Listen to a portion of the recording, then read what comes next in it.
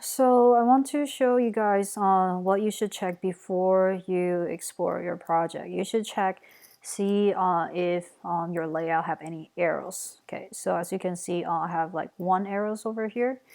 Okay, so there potentially could be 2 different type of main arrows. So one of it, let's actually start with text. Okay, so I have the dynamic spelling check turned on, so you can see there's a lot of red because they are just kind of random words.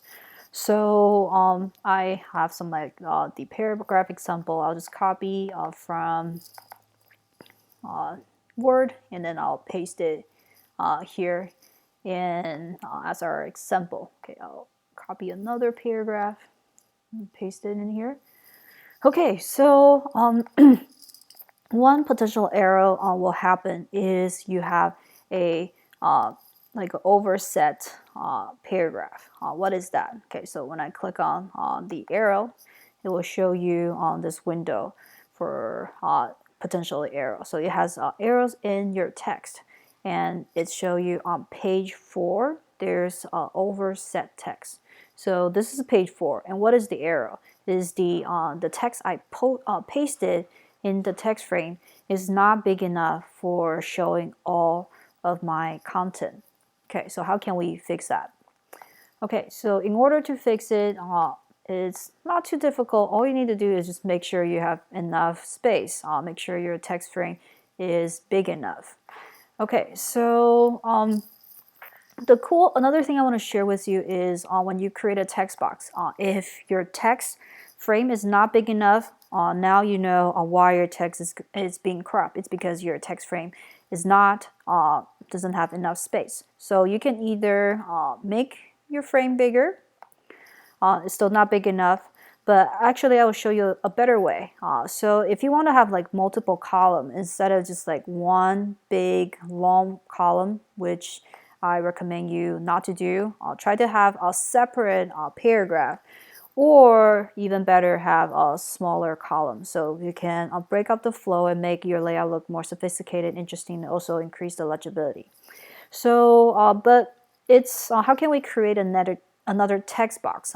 Do we have to like copy the rest of the content? Say this is like sum, so we have to go back to Word and copy wherever the last word end and paste it? No, it's actually very easy to create a next text box to continue the same text content.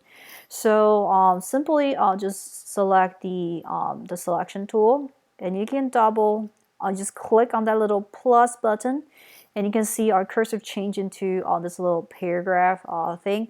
So it shows you that you can actually just click and drag and create another text box that will complete the same paragraph. Okay, so it means if I have more content that I add more things in here, you can see this text box now is connected. So if I have like more content, or I decide not to have so many contents, I either add or remove things, this 2 text box now is connected. So it makes the edit like very easy, so you don't have to like copy and paste and then make sure all the things is in your paragraph. So all you need to do is just copy the whole big paragraph, and then just make sure if you see like a overset text, then just add another column so the 2 paragraph will connect. Okay, so that is the one of the first arrows that you should check. Make sure there's all the text box in your document doesn't have any overset, so they know the text being cropped in your layout.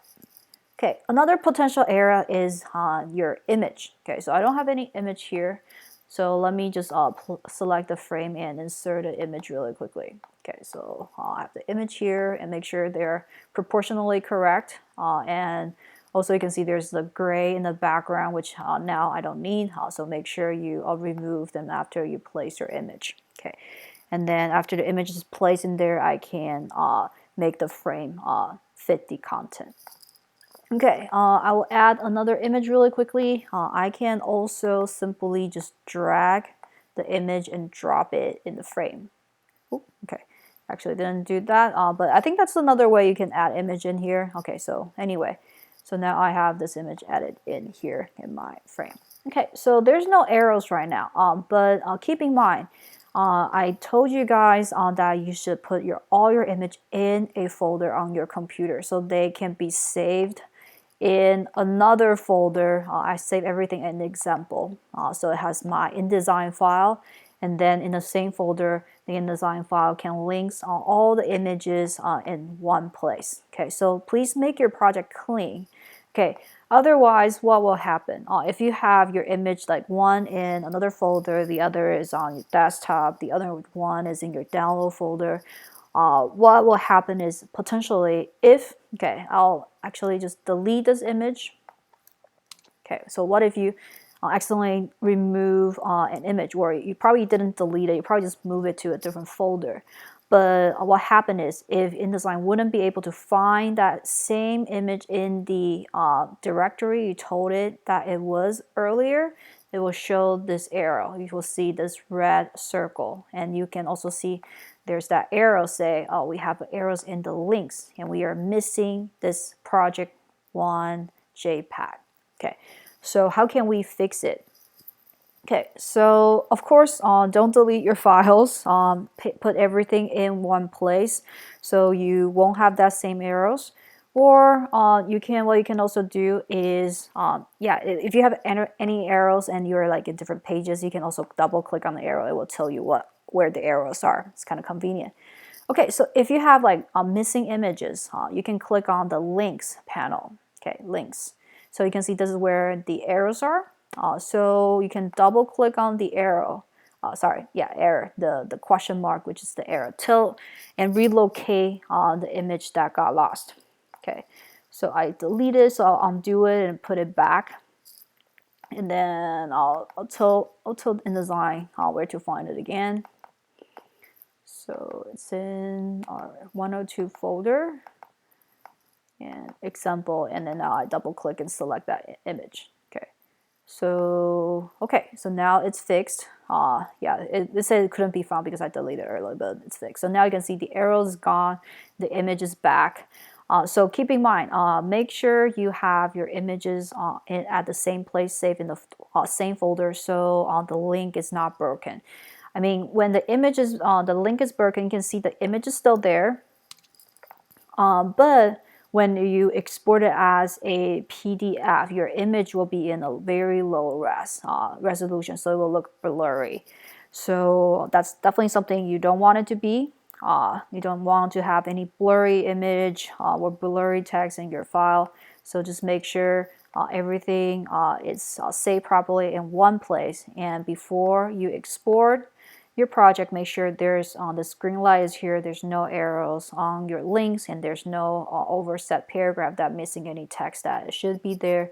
And then you can go to the next step and export your project.